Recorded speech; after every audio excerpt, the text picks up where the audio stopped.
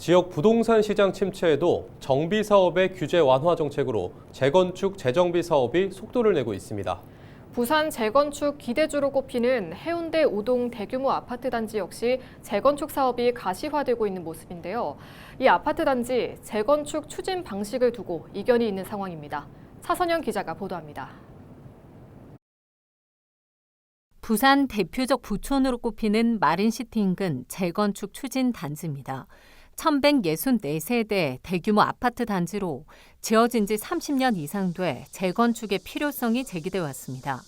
지난해엔 예비 안전 D등급을 받았는데 현재 두 가지 재건축 방식이 대립하고 있습니다. 먼저 조합이 주도하는 전통 재건축 방식입니다. 조합 방식의 재건축을 주도하고 있는 추진위는 지난달 조합 설립추진위원회 설립을 위한 신청서를 해운대구에 제출했습니다. 추진위를 설립하고 재건축의 본격적인 출발을 알리기 위한 겁니다.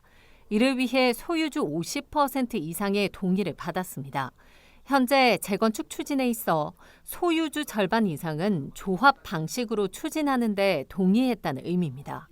조합이 설립이 되고 나면 훨씬 더 빠르게 갈 수 있을 것 같아요. 바로 시공사를 선정할 수 있고, 그리고 이제 사업 시행 인가 거쳐서 관리 처분하고 이주하고 이런 식으로 하면 되는데, 저희가 예상으로 하는 거는 지금으로부터 8년 후 33년쯤에 입주할 수 있도록 진행할 예정입니다.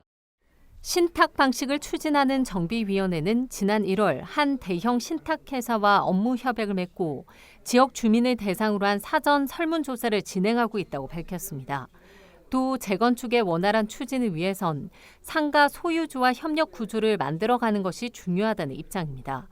상가 소유주에겐 조합 분양권 대신 일반 분양가를 기준으로 아파트 우선 분양권을 제공하자는 겁니다.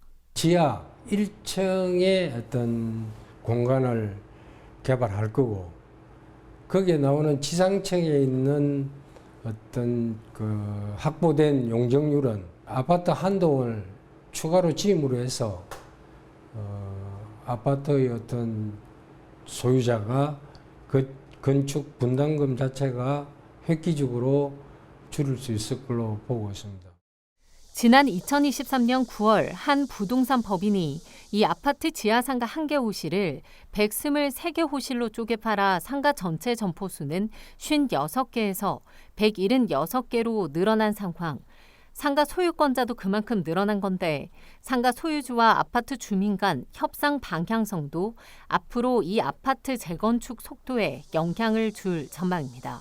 신탁 방식으로 갈 경우에는 전문가들의 도움을 받아서 진행이 될 수 있지만 그에 따라서 각종 수수료가 나갈 수 있다라는, 즉 비용적인 측면이 부과된다라는 단점이 있습니다. 반면에 직접 시행하는 방식은 비용은 들어가지 않지만 복잡하고 긴 사업 방식을 조합이 직접 해야 하는 것에 따른 부담감이 있기 때문에 조합과 조합원들의 의지와 결정에 따라서 진행을 해야 될 것으로 판단이 됩니다.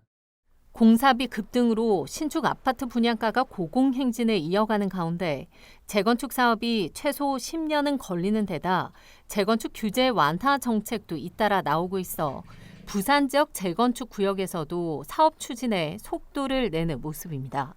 헬로티비 뉴스 차선영입니다.